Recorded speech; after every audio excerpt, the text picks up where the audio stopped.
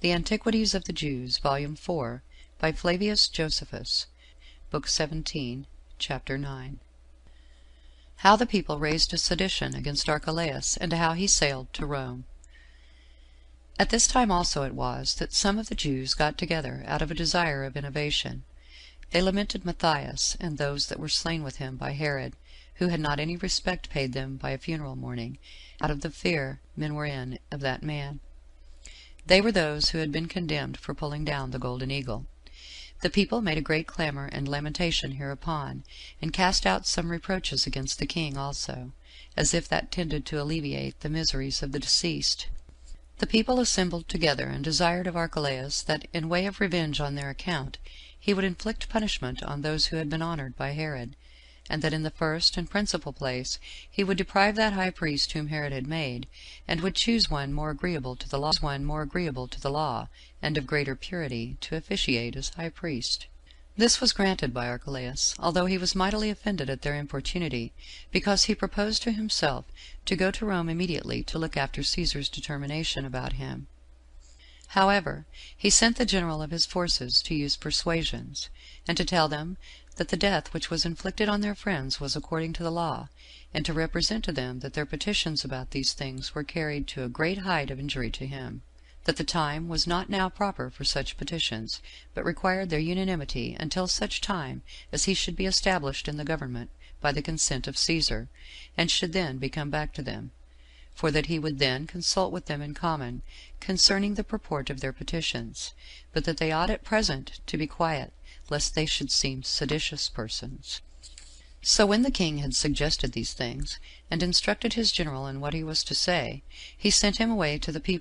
people, but they made a clamor, and would not give him leave to speak, and put him in danger of his life, and as many more were desirous to venture upon slaying openly any thing which might reduce them to a sober mind, and prevent their going on in their present courses, because they had more concern to have all their own wills performed than to yield obedience to their governors, thinking it was a thing insufferable that while Herod was alive they should lose those that were most dear to them, and that when he was dead they could not get the actors to be punished.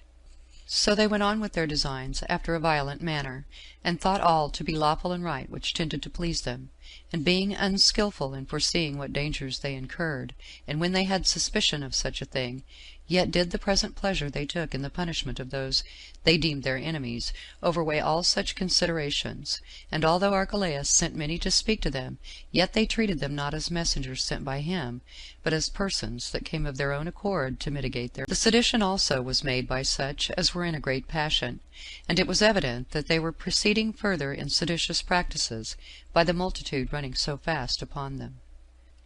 Now upon the approach of that feast of unleavened bread, which the law of their fathers had appointed for the Jews at this time, which feast is called the Passover, and is a memorial of their deliverance out of Egypt, when they offer sacrifices with great alacrity, and when they are required to slay more sacrifices in number than at any other festival, and when an innumerable multitude came thither out of the country, nay, from beyond its limits also, in order to worship God, the seditious lamented Judas and Matthias, those teachers of the laws, and kept together in the temple, and had plenty of food, because these seditious persons were not ashamed to beg it.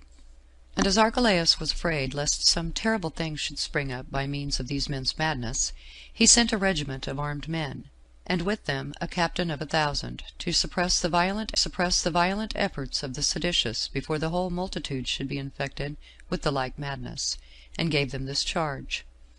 that if they found any much more openly seditious than others, the more busy in tumultuous practices, they should bring them to him. But those that were seditious, on account of those teachers of the law, irritated the people by the noise and clamors they used to encourage the people in their designs. So they made an assault upon the soldiers, and came up to them, and stoned the greatest part of them, although some of them ran away wounded, and their captain among them. And when they had thus done, they returned to the sacrifices which were already in their hands. Now Archelaus thought there was no way to preserve the entire government, but by cutting off those who made this attempt upon it. So he sent out the whole army upon them, and sent the horsemen to prevent those that had their tents without the temple from assisting those that were within the temple, and to kill such as ran away from the footmen when they thought themselves out of danger, which horsemen slew 3,000 men, while the rest went to the neighboring mountains. Then did Archelaus order proclamation to be made to them all, that they should retire to their own homes. So they went away, and left the festival, out of fear of somewhat worse which would follow, although they had been so bold by reason of their want of instruction. So Archelaus went down to the sea with his mother, and took with him Nicholas and Ptolemy, and many others of his friends, and left Philip his brother as governor of all things belonging both to his own family and to the public. There went out also with him Salome, Herod's sister, who took with her her children, and many of her kindred were with her, which kindred of hers went, as they pretended, to assist Archelaus in gaining the kingdom, but in reality to oppose him, and chiefly to make loud complaints of what he had done in the temple. But Sabinus, Caesar's steward for Syrian affairs, as he was making haste into Judea to preserve Herod's effects, met with Archelaus at Caesarea. But Varus, president of Syria, came at that time and restrained him from meddling with them, for he was there as sent for by Archelaus, by the means of Ptolemy. And Sabinus, out of regard to Varus, did neither seize upon any of the castles that were among the Jews, nor did he seal up the treasures in them, but permitted Archelaus to have them, until Caesar should declare his resolution about them. So that upon his promise he tarried still at Caesarea. But after Archelaus was sailed for Rome, and Varus was removed to Antioch, Sabinus went to Jerusalem and seized on the king's palace. He also sent for the keepers of the garrisons, and for all those that had the charge of Herod's effects, and declared publicly that he should require them to give an account of what they had, and he disposed of the castles in the manner he pleased. But those who kept them did not neglect what Archelaus had given them in command, but continued to keep all things in the manner that had been enjoined them. And their pretense was, that they kept them all for Caesar. At the same time also did Antipas and others sail to Rome, in order to gain the government, being buoyed up by Salome with promises that he should take that government, and that he was a much honester and fitter man than Archelaus for that authority, since Herod had in his former testament deemed him the worthiest to be made king, which ought to be esteemed more valid than his latter testament. Antipas also brought with him his mother, and Ptolemy, the brother of Nicolaus, one that had been Herod's most honored friend, and was now zealous for Antipas. But it was Irenaeus, the orator, and one who, on account of his reputation for sagacity, was entrusted with the affairs of the kingdom, who most of all encouraged him to attempt to gain the kingdom, by whose means it was that when some advised him to yield Archelaus as to his elder brother, and who had been declared king by their father's last will, he would not submit so to do. And when he was come to Rome, all his relations revolted to him, not out of their good will to him, but out of their hatred to Archelaus, though indeed they were most of all desirous of gaining their liberty, and to be put under a Roman governor. But if there were too great an opposition made to that, they thought Antipas preferable to Archelaus, and so joined with him in order to procure the kingdom for him. Sabinus also by letters accused Archelaus to Caesar. Now when Archelaus had sent in his papers to Caesar, wherein he pleaded his right to the kingdom, and his father's testament, with the accounts of Herod's money, and with Ptolemy, who brought Herod's seal, he so expected the event. But when Caesar had read these papers, and Varus's and Sabinus's letters, with the accounts of the money, and what were the annual incomes of the kingdom, and understood that Antipas had also sent letters and laid claim to the kingdom, he summoned his friends together to know their opinions. And with them Caius, the son of Agrippa, and Julia, his daughter, whom he had adopted, and took him, and made him sit first of all, and desired such about the affairs now before them. Now Antipater, Salome's son, a very subtle orator, and a bitter enemy to Archelaus, spake first to this purpose, that it was ridiculous in Archelaus to plead now to have the kingdom given him, since he had, in reality, taken already the power over it to himself, before Caesar had granted it to him, and appealed to those bold actions of his in destroying so many at the Jewish festival. And if the men had acted unjustly, it was but fit the punishing of them should have been reserved to those that were out of the country, but had the power to punish them, and not been executed by a man that, if he pretended to be a king, he did an injury to Caesar,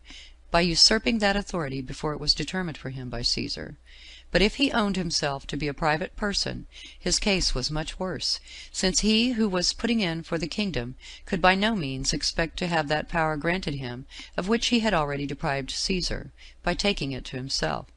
he sharply upon him, and appealed to his changing the commanders in the army, and his sitting in the royal throne beforehand, and his determination of lawsuits, all done as if he were no other than a king.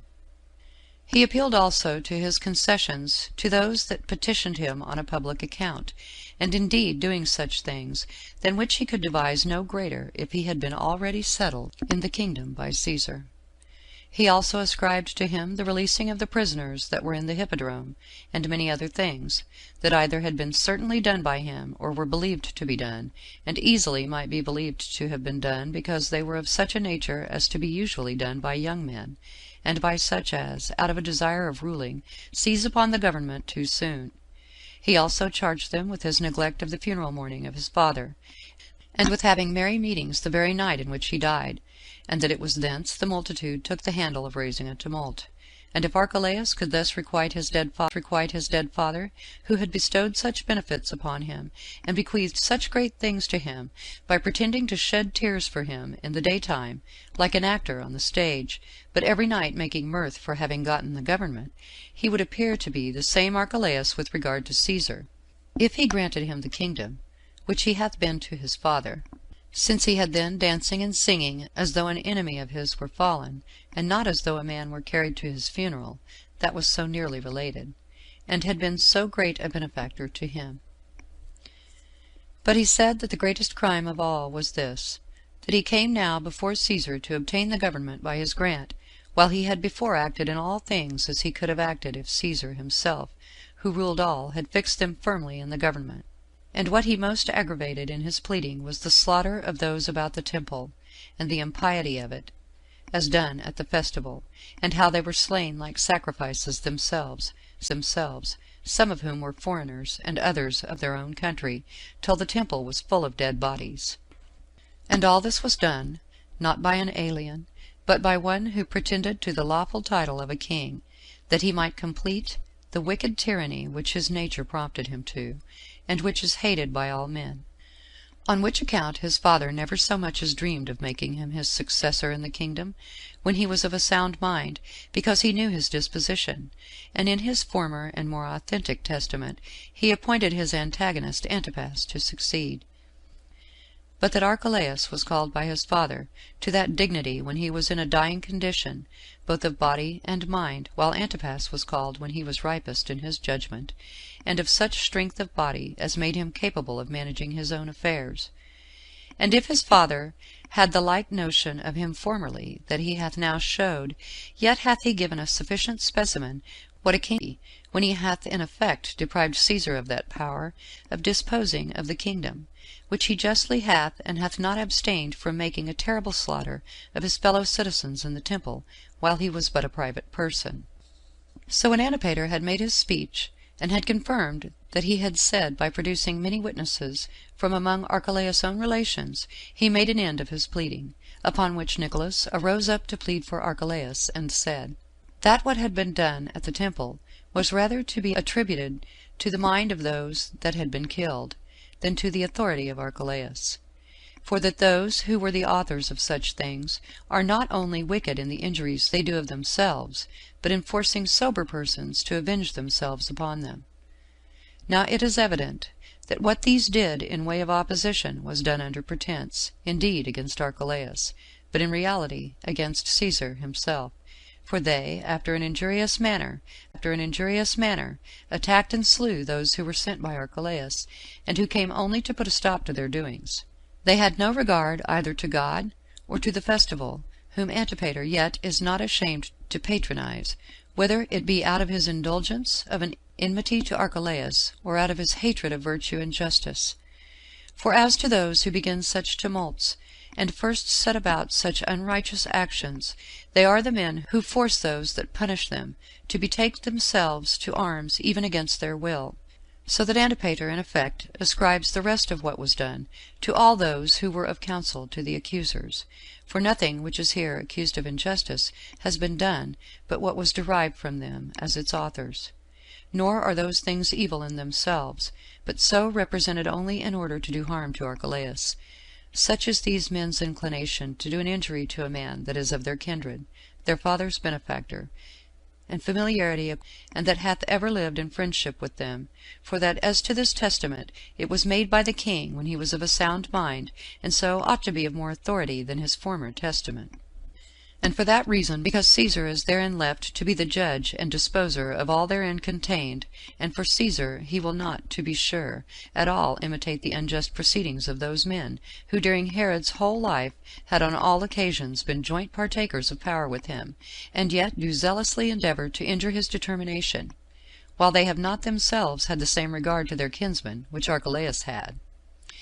Caesar will not therefore disannul the testament of a man whom he had entirely supported, of his friend and confederate, and that which is committed to him in trust to ratify. Nor will Caesar's virtuous and upright disposition, which is known and uncontested through all the habitable world, imitate the wickedness of these men in condemning a king as a madman, and as having lost his reason, while he hath bequeathed the succession to a good son of his, and to one who flies to Caesar's upright determination for refuge. Nor can Herod at any time have been mistaken in his judgment about a successor, while he showed so much prudence as to submit all to Caesar's determination. Now when Nicolaus had laid these things before Caesar, he ended his plea, whereupon Caesar was so obliging to Archelaus that he raised him up when he had cast himself down at his feet, and said that he well deserved the kingdom. And he soon let them know that he was so far moved in his favor, that he would not act otherwise than his father's testament directed, and then was for the advantage of Archelaus. However, while he gave this encouragement to Archelaus to depend on him securely, he made no full determination about him. And when the assembly was broken up, he considered by himself whether he should confirm the kingdom to Archelaus, or whether he should part it among all Herod's posterity, and this because they all stood in need of much assistance to support them. End of Book 17, Chapter 9.